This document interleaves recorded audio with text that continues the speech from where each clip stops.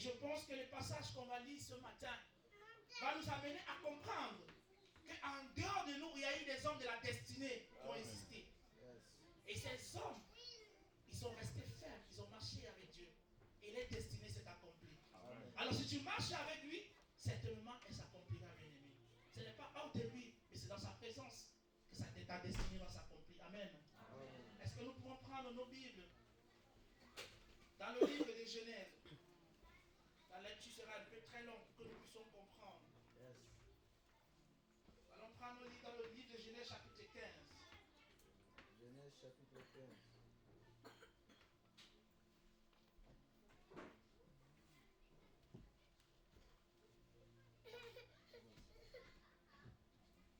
Nous allons commencer au premier verset. Lis la parole du Seigneur. Après ces événements, la parole de l'Éternel fut adressée à Abraham dans une vision. Et il dit, Abraham, ne crains rien, ne crains point, je suis ton bouclier et ta récompense sera très grande. Le verset 2. Abraham répondit, Seigneur, que me donneras-tu? Je m'en vais sans enfant, et l'héritier de ma maison, c'est Eliezer de Damas. Le verset 3. Et Abraham dit, voici, tu ne m'as point donné la prospérité, et celui qui est né dans ma maison sera mon héritier. Le verset 4. Alors la parole de l'Éternel lui fit adresser ainsi. Ce n'est pas lui qui sera ton héritier, mais c'est lui qui sortira de tes entrailles qui sera ton héritier. Verset 5. Et après l'avoir conduit dehors, il dit, regarde vers le ciel et compte les étoiles, si tu peux les compter. Et il lui dit, telle sera ta postérité. Verset 6. Abraham eut confiance en l'Éternel, qui lui imputa à justice. Verset 7. L'Éternel lui dit encore, je suis l'Éternel qui t'ai fait sortir d'Ur en Chaldée pour te donner une possession ces pays. Abraham répondit, Seigneur Éternel, à quoi connaîtrai-je que je les posséderai? Verset 9, l'Éternel lui dit, prends une génisse de 3 ans, une chèvre de 3 ans, un bélier de 3 ans, une torturelle et une jeune colombe. Le verset 10, Abraham prit tous ces animaux, les coupa par le milieu et mit chaque morceau vis-à-vis de l'autre. Mais il ne partagea point les oiseaux. Le verset 11, les oiseaux de proie s'abattirent sur les cadavres et Abraham les chassa. Le verset 12, au coucher du soleil, un profond sommeil tomba sur Abraham. Et voici une frayeur, une grande obscurité virent l'assaillir. Le verset 13, l'Éternel dit à Abraham, sache que tes descendants seront étrangers dans un pays qui ne sera point à eux. Ils seront asservis et on les opprimera pendant 400 ans. Verset 14. Mais je jugerai la nation à laquelle ils seront asservis et ils seront ensuite dans de grandes richesses. Verset 15. Toi, tu iras en paix vers tes pères. Tu seras enterré après une heureuse vieillesse. Verset 16. À la 4e génération, ils reviendront ici, car l'iniquité des Amoréens n'est pas encore à son comble. Verset 17. Quand le soleil fut couché, il y eut une obscurité profonde, et voici, ce fut une fournaise fumante et des flammes possédées entre les animaux partagés. Verset 18. En ce jour-là, l'Éternel fit alliance avec Abraham et dit, je donne ces pays à ta postérité, depuis le fleuve d'Égypte jusqu'en grand fleuve, au fleuve d'Euphrate. Verset 19. les pays des Kéniens, des Kénisiens, des Kadominiens, des Éthaniens, des Phérésiens, des Réphaïm, des Amoréens, des Cananéens, des Girasiens et des Jébusiens. Verset 16. Sarai, femme d'Abraham, ne lui avait point donné des enfants. Elle avait une servante égyptienne nommée Agar. Chapitre 16, c'est fini. Parole du Seigneur. Amen. Amen. Notre frère Therman, on sauve la lecture. Amen. Amen. Bien-aimé, il est vrai que le texte, il est un peu long. Mais durant tout ce temps qu'on va passer, on va parler dans ce texte. Parce qu'il y a beaucoup de choses qui ressortent dans ce texte. Pendant que nos frères le lisaient, bien-aimé, vous voyez que dans tout ce qu'il a lu, il y a plusieurs promesses. Parce qu'il ne faut pas seulement lire. Pendant qu'il lisait, il fallait détecter. Il y a plusieurs promesses dans ce texte. Du début jusqu'à la fin. Il n'y a que des promesses que Dieu était en train de dire. Et dans ces promesses, cela devait s'accomplir avec la destinée d'Abraham. Bien-aimé, voici un homme qui quitte la maison de son père. La première chose qu'il fait, il obéit à la voix de Dieu. Il obéit à la voix de Dieu. Il va aller parce que le Seigneur lui a dit, quitte. Abraham n'était pas pauvre. Quand nous lisons la Bible, c'était un homme qui était riche. Il était vraiment riche. Il n'était pas pauvre. Il pouvait dire que je n'ai pas besoin de lui. Je ne le connais pas. Parce que son père ne servait pas Dieu. Il ne connaissait pas Dieu. Son père servait les idoles. Mais il obéit à une voix. Pourquoi il obéit à cette voix? Lui, il ne sait pas. Parce que la Bible nous dit que c'est Dieu qui met le vouloir et le fait en l'homme. Il va obéir à cette voix. Mais il savait qu'il y avait une promesse que Dieu l'avait faite. Bien aimé, on peut être riche, on peut tout avoir. Mais quand on n'a pas d'enfant, c'est aussi un chagrin. Il n'avait pas d'enfant. Il avait tout. Il avait des esclaves, il avait tout ce qu'il avait. Mais pendant qu'il avait obéi à la voix de Dieu bien-aimé, il savait que ce Dieu étrange était capable. La première chose que Dieu a commencé à faire, c'est le cœur d'Abraham. Quand Dieu veut travailler avec l'homme, la première chose qu'il commence à faire, il change ton cœur. Parce que s'il ne change pas ton cœur, il est impossible que tu puisses obéir à sa parole. C'est la première chose qu'il commence à faire. Il a changé le cœur d'Abraham pour que Abraham lui soit obéissant. Amen.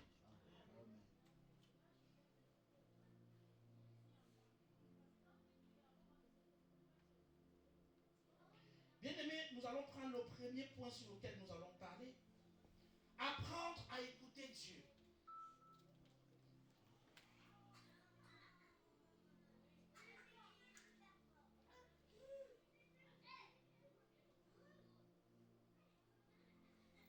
Quand nous regardons dans ce chapitre, bien-aimé, nous allons voir que Abraham ne traversait pas la crise seul.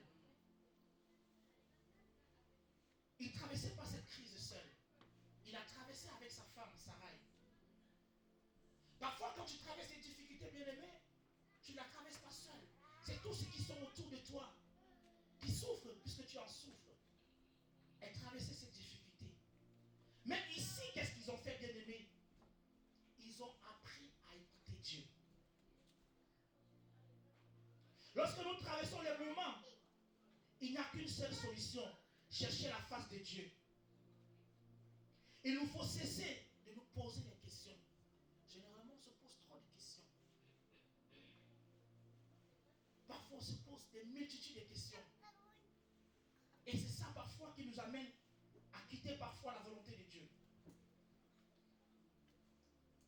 Avez-vous remarqué combien de fois il est désagréable de parler avec une personne, bien-aimée, qui ne vous laisse pas la place ou qui ne vous donne pas l'occasion de choisir vous-même?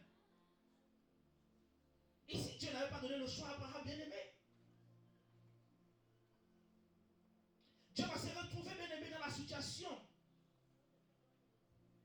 Et il va dire à Abraham, puisque Abraham lui a dit, voilà, je n'ai pas. Voici quelqu'un à qui tu dis quelque chose, tu poses un problème. Il dit, je n'ai pas d'enfant. Est-ce que c'est Eliezer qui sera la personne qui va éviter tout ça? Et Dieu lui dit, compte les étoiles. Il ne dit pas non. J'ai compris, je vais te donner l'enfant. Parce que Dieu ne répond pas comme nous attendons. Il ne répond jamais comme tu t'attends. Parce qu'il ne fait pas ce que tu veux, il fait ce que lui veut. Il va dire à Eliezer, va compter les étoiles. Bien aimé, nous sommes d'accord que s'il commençait à compter les étoiles jusqu'aujourd'hui, il ne devait jamais finir de compter ses étoiles. Et il lui dit, ainsi sera ta prospérité. Bien aimé, Abraham s'est posé la question, est-ce qu'il s'est rendu compte que je prends de l'âge, que je suis vieux? Est-ce qu'il s'est rendu compte que ma femme devient déjà stérile? Est-ce qu'on se pose des questions avec Dieu? Est-ce qu'on écoute ou on se pose des questions? Parfois, bien aimé, c'est difficile.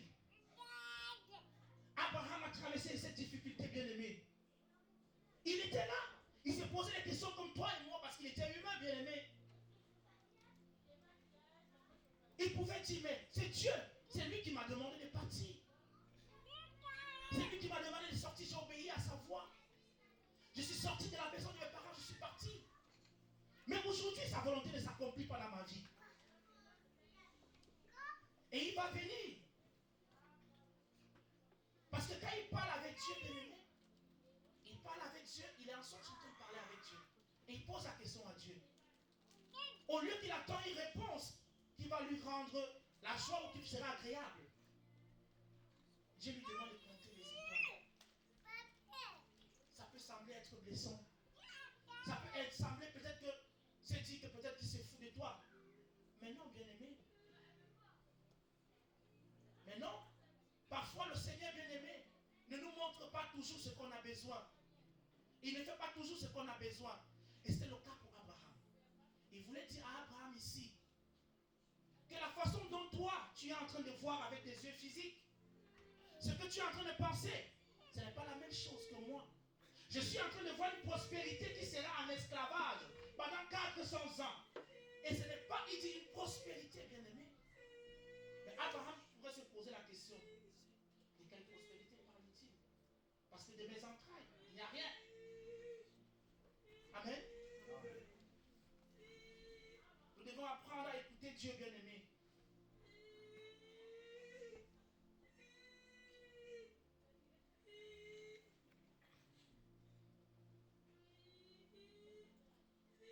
Il est parfois aussi souvent difficile à Dieu de nous parler, bien aimé, lorsque nous sommes déroutés de notre chemin. Il est souvent difficile. Lorsque tu es sur le chemin de ta destinée et que tu te déroutes, il est parfois difficile à Dieu souvent de te parler. Parce que pour lui, tu ne te trouves pas là où il t'attend. Tu n'es pas là où il t'attend. Parce qu'il a un endroit où il t'attend, bien aimé. Et il est difficile pour toi, tu ne vois pas parce que tu es d'où il ne t'attend pas.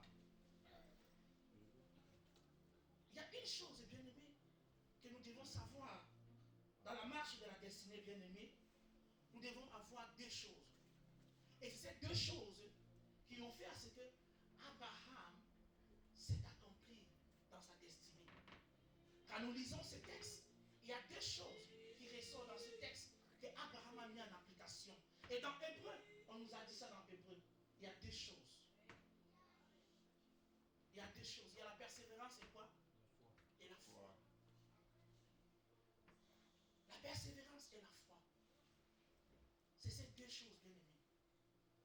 Abraham a mis ces deux choses en exercice, la persévérance et la foi.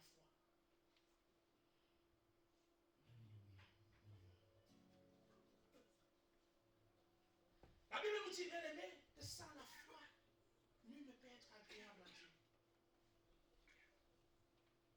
Nous allons parler de la foi, bien aimé. Dieu s'adresse à Abraham. Dans l'un de ces moments, bien aimé, où il avait des multitudes de questions. il est venu à lui pour lui dire, écoute-moi, je suis ton bouclier, ta récompense sera grande. Je suis ton bouclier, ta récompense sera grande. La réaction d'Abraham alors était un peu la suivante. Tu ne me réponds pas, tu ne me presses pas, tu ne m'honores pas tes promesses, alors je vais trouver des solutions. Ça pouvait être aussi la réponse d'Abraham. Et la Bible nous dit qu'il a trouvé une solution. Parce que sa femme lui a trouvé une solution à lui. Sa femme lui a trouvé une solution à lui. Sa femme lui a donné son esclave. Que comme Dieu nous a dit qu'il allait lui donner l'enfant, comme je ne suis pas féminin, comme je n'accouche pas, prends notre esclave là, fais l'enfant avec elle. Peut-être que d'elle gérera tes entrailles. Peut-être que d'elle, la destinée de Dieu va s'accomplir dans ta vie. C'est ce qui nous arrive parfois, bien-aimés. Bien-aimés, ce matin, ce message interpelle tout le monde. Parce qu'il n'y a pas un chrétien qui ne se pose pas les questions. Et parfois, nous sommes souvent troublés, bien-aimés. Parfois, nous disons, est-ce que c'est même ce que Dieu veut pour moi? Est-ce que même le choix, est-ce que c'est ce que Dieu veut pour moi? Est-ce que ce que je fais, est-ce que c'est là où je dois être? C'est des questions qu'on se pose. Mais tant qu'on se pose des questions et qu'on a des réponses nous-mêmes, il est difficile que nous sachions la volonté de Dieu. La seule façon de savoir la volonté de Dieu, c'est d'aller en présence de Dieu. La seule façon, bien-aimé, c'est d'aller dans sa présence. Et c'est dans sa présence, bien-aimé, que tu sauras. Bien-aimé, c'est pour cela que Dieu avait dit que David était l'homme selon son cœur. Parce que David ne pouvait pas prendre une décision. La Bible nous dit, bien-aimé, que même quand son fils Absalom, son fils qui est sorti de ses entrailles, a, bien-aimé, abusé même de son père. Il a pris même les femmes de son père. Il a pris même les concubines de son père. Il a abusé de son père. David avait Joab qui était son général. Il pouvait décider, il avait le droit de vie et de mort sur son fils Absalom. Mais qu'est-ce qu'il a fait? Il allait consulter Dieu pour demander à Dieu. Le poursuivrai-je? Dieu lui dit, poursuis. Tu vas l'attraper et tu vas accomplir. Pourtant, c'est son fils bien-aimé. Il pouvait le faire de son propre gré. Il est important que nous sachions, bien-aimés. Mais s'il faut bien regarder, dans la Bible, il n'y a pas quelqu'un qui a commis les torts comme David. Il n'y a pas quelqu'un qui a commis les torts comme David, bien-aimé. Il faut savoir que David était un homme vraiment à part. Un homme qui se met chez lui, il regarde chez le voisin, il contemple la femme du voisin. Au point d'aller tuer le voisin, prendre sa femme. Et Dieu dit toujours que c'est l'homme selon mon cœur.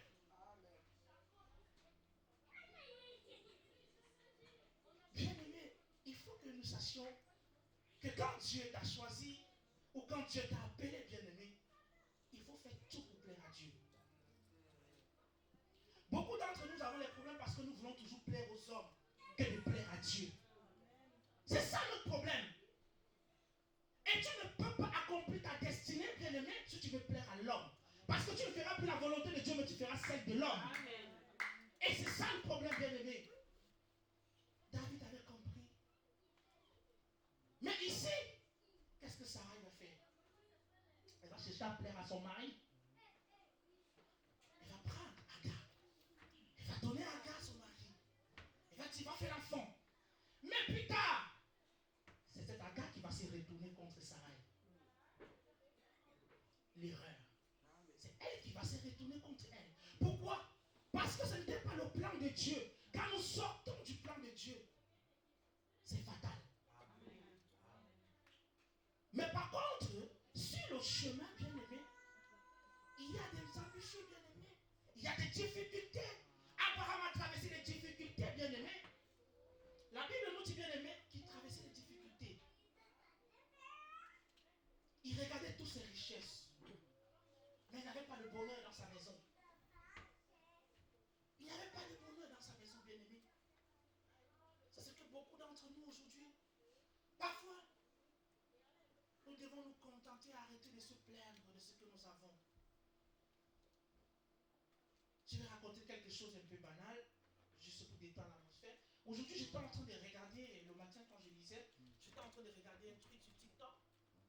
Il y a un monsieur qui vient, il a une Rolls Royce, une voiture, et son ami lui envoie un message pour lui dire, moi j'ai acheté un jet privé. Il dit, oh, si je pouvais avoir le jet privé comme mon ami là, je serais heureux. Et son chauffeur lui dit, mais estime-toi heureux pour ce que tu as une Rolls Royce. Et il y a quelqu'un qui va venir lui dire, oh, c'est ta Rolls Royce? Il dit oui. Il dit, oh, moi ma vieille voiture, là, si je peux avoir une Rolls Royce comme papa. Et jusqu'à ce qu'on est arrivé sur une femme qui faisait la marche pour prendre le bus. Et la femme voit le monsieur qui avait la petite voiture. Et la femme se plaint. Et la femme lui dit, si j'avais une petite voiture comme toi, je ne prendrais pas le bus. Et il y a quelqu'un qui vient avec le vélo. La personne dit que moi je pédale 15 km tous les jours pour aller chez moi, aller retour pour aller au travail. S'il y avait des moyens, le bus coûte cher, je prendrais le bus. Donc pour finir, bien aimé, vous verrez que le lieu dans lequel vous vous plaignez, c'est un paradis pour quelqu'un d'autre. Amen. Amen. C'est parce que nous ne savons pas, bien aimé, apprécier ce que nous avons. Amen. Et c'est ça, bien aimé. Nous devons apprendre à être là où nous sommes. Amen. Abraham, bien aimé, était resté. Il pouvait retourner chez son père. Il pouvait dire, mais non, j'ai désobéi à mon père, j'ai obéi à une voix étrange. Mais non, il est resté à sa place, bien aimé. Il est resté là parce que Dieu voulait qu'il soit là. Tu n'es pas ici ce matin par hasard. Si tu es là, c'est ta place ici. Dieu veut que tu sois là. Amen. Là où tu es assis, bien aimé. Peut-être, bien aimé, tu n'écouteras pas ce message ailleurs. Mais Dieu t'a fait grâce de l'écouter ce matin ici. Bien aimé, il y a une chose que la chrétienté aujourd'hui doit savoir, que les chrétiens que nous sommes devons savoir. Nous ne cherchons pas Dieu. Nous passons beaucoup plus de temps à nous plaindre. Nous passons beaucoup plus de temps à chercher à savoir. Et c'est pour ça que vous allez voir dans beaucoup des églises aujourd'hui, quand on dit qu'il y a un prophète, c'est que tout l'ami va se vider, vous allez voir si on a l'église là. La prophétie importante, c'est la parole de Dieu. Il n'y a pas une prophétie qui dépasse la parole de Dieu. C'est la meilleure prophétie, bien aimée. Et tout ce qui est écrit à l'intérieur, elle s'est accompli dans la vie des hommes. Amen. Et c'est accompli. Amen. Et c'est accompli, bien aimé. Même ce matin, je suis en train de vous parler. Et chacun va faire l'examen de sa vie. Et il comprendra que oui, voici une parole. Dieu est venu encourager Abraham. Dieu est venu l'encourager, bien aimé. Dieu n'est pas venu lui dire, ok, Abraham, comme tu m'as dit ça, le mois prochain, là, ta femme elle va tomber enceinte. L'enfant là, tes entrailles là. Mais non, mais Dieu est venu, il a encouragé. Il a dit, demeure là, reste là, marche là, parce que c'est là où tu dois être. Et c'est ça, bien aimé. Nous devons comprendre que dans le chemin de la destinée, ce n'est pas toujours facile, bien aimé. Mais nous devons comprendre, bien aimé, en tant que les chrétiens, nous avons besoin. La Bible dit ceci, bien aimé. La Bible dit que si quelqu'un manque d'intelligence, qu'il en demande, Dieu lui en donnera. Amen. Si tu manques d'intelligence, demande à Dieu, il t'en donnera. Amen. C'est important. Amen. Dans la destinée, nous avons besoin souvent aussi de ça, bien aimé. Amen. Amen. Nous allons prendre, bien aimé, le petit B. Besoin, j'ai utilisé ça, besoin d'un signe pour croire. Ah oui, parce qu'aujourd'hui, quand on prie, parfois on va demander un signe. Parce que s'il n'y a pas un signe, il est difficile de croire, bien aimé. Parfois tu entres en retraite spirituelle. Tu es là, tu pries. Tu cries à Dieu parce que tu dis, Seigneur, montre-moi un signe. Seigneur, je veux voir un signe. Et là, je saurai. Mais oui, Gédéon l'a fait, bien aimé. Gédéon l'a fait parce que Gédéon a traversé des moments difficiles, bien aimé. Et c'est Dieu qui vient, dans sa souffrance, il appelle héros vaillant. Pourtant, lui-même, il se voyait comme quelqu'un qui n'avait aucune capacité. Il se voyait comme quelqu'un qui ne représentait rien. Parfois, dans la société, on a l'habitude de nous minimiser nous-mêmes. Non, bien aimé, apprends d'abord à t'admirer et te glorifier. Alléluia. Parce que tu es la créature de Dieu, bien aimé. Il dit tel je suis, tel vous êtes. Quand tu te réveilles le matin, tu regardes au miroir, tu dis, hé, Dieu, je te ressemble. Oui, il dit tel vous êtes, tel. Parce qu'il dit que nous sommes sa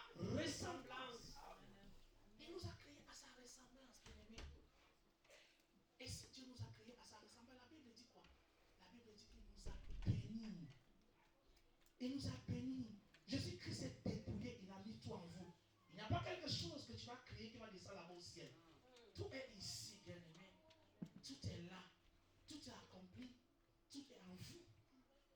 Mais pour le prendre, parce que le physique et le spirituel, c'est deux mondes différents, bien-aimés. Pour que ça se manifeste dans le physique, il faut que le spirituel agisse. J'ai souvent l'habitude de dire ça souvent. Parfois, quand nous étions souvent en Afrique, parce que quand j'étais tout jeune, quand j'étais au collège, je ne sais pas si vous connaissez ça, les pousse-pousse là, je ne sais pas si vous connaissez ça. Moi, je prenais ça souvent, j'allais souvent au marché, souvent le mercredi, pour aller pousser. Et parfois, je disais, il me faut avoir au moins 1000 francs CFA ou 2000 francs CFA aujourd'hui pour rentrer avec. Je l'ai dit, mais je ne l'ai pas dans ma poche. Parce que je crois qu'en allant, j'ai la foi qu'en allant le faire, je vais avoir et je serai dans ma poche. Amen. Et c'est ainsi, bien aimé, que quand tu crois, tu mets ta foi en évidence. Elle va s'accomplir, bien aimé. C'est ça, bien aimé, nous devons croire. Il est important de croire, bien aimé. Si tu ne mets pas ta foi en évidence, c'est difficile. Il faut croire, bien aimé. Il faut croire. Et si tu ne crois pas, c'est difficile. C'est difficile, bien aimé. Il y a une dame un jour, j'étais en train d'écouter le témoignage d'une dame un jour. Elle n'avait pas d'enfant. Elle n'accouchait pas. Et alors, elle a dit à Dieu, je vais faire quelque chose. Pasteur, elle a acheté les habits de bébé. Elle a fait une valise. Donc, elle a commencé à poser sa prophétie elle-même à croire. Elle a acheté les habits de bébé et elle avait besoin d'une bébé fille. Elle a acheté les habits de bébé fille. Elle a tout acheté. Elle a tout acheté. Elle a mis là. Maintenant enceinte. Et elle a dit à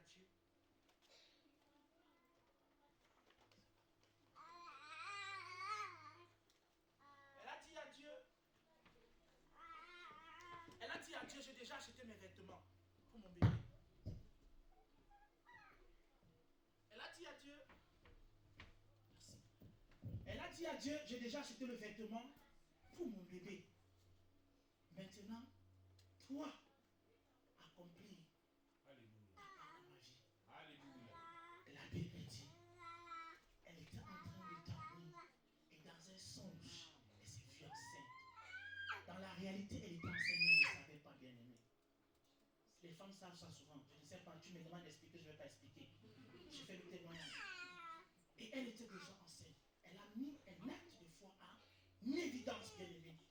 Et c'est ça que Dieu attend de nous au lieu de nous lamenter. C'est ça, bien aimé, que nous devons faire.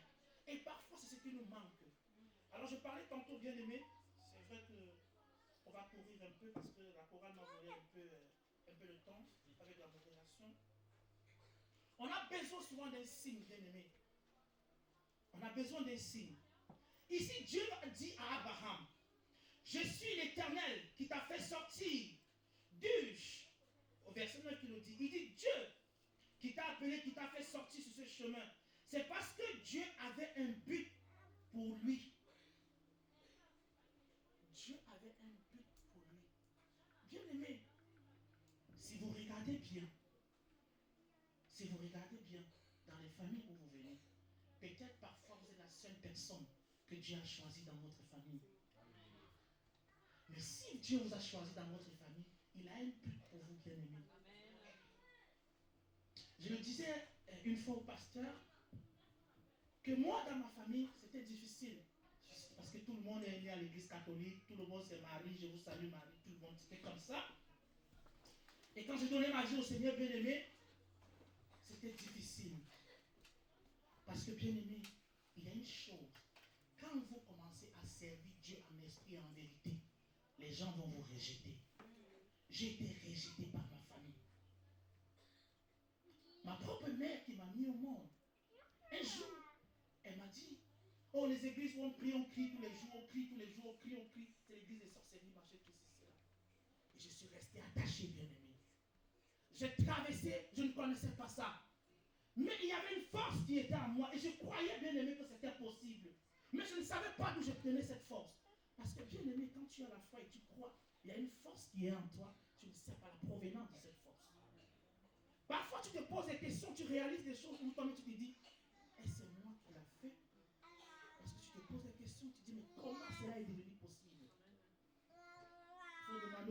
aventuriers, ils savent ce que c'est.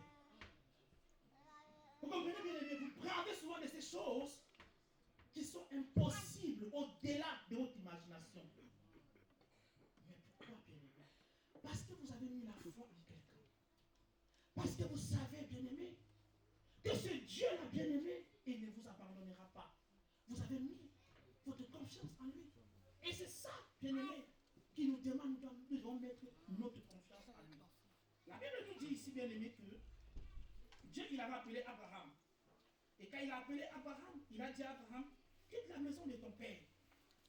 Et il a obéi à la voix de Dieu, bien-aimé. Il a obéi, bien-aimé.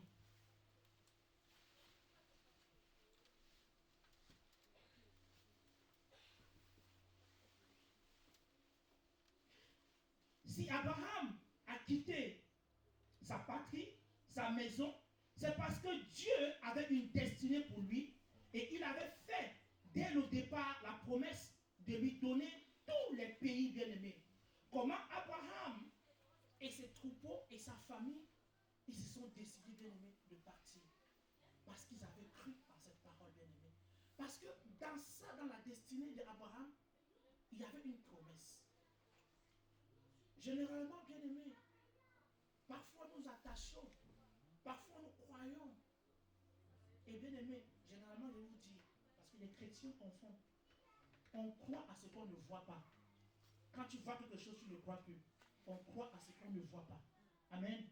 On croit à ce qu'on ne voit pas. Et généralement, on a des promesses comme ça. Il y a des personnes qui vont te dire, je ferai ceci pour toi. Et tu crois en cette personne. Quand cette personne va faire la chose, sa parole aura une crédibilité au-devant de toi. Amen. Et c'est ça, bien-aimé. Il n'y a pas une parole que Dieu a dit qui ne s'est pas accomplie. C'est pour cela que la parole de Dieu a une crédibilité, bien-aimé. C'est pour cela que la parole de Dieu, elle est Amen. La parole de Dieu est Amen. Toute personne qui a cru, il n'a pas dit à Josué, je ferai telle chose, je ferai telle chose. Il dit, si tu la médites jour et nuit, il dit, ma parole, je ne fais rien sans ma parole. Ma parole, c'est moi. Il dit, je ne fais rien sans ma parole. Ma parole, c'est moi. Et Dieu ne juge que par sa parole. Et quand Dieu juge par sa parole, ça veut dire qu'il ne juge que par lui-même. Amen. Et nous devons apprendre à faire confiance à Dieu, ennemi. Nous devons apprendre à faire confiance à Dieu. Abraham, il avait fait confiance ici à Dieu. Abraham avait compris, pour que sa destinée puisse s'accomplir, bien-aimé, il fallait qu'il fasse confiance à cette parole qu'il avait écoutée, à ce Dieu qu'il avait demandé de quitter, la maison de son père. Et il était impossible que ce Dieu l'abandonne. Bien-aimé, il est impossible que Dieu t'abandonne. Il est impossible qu'il t'abandonne.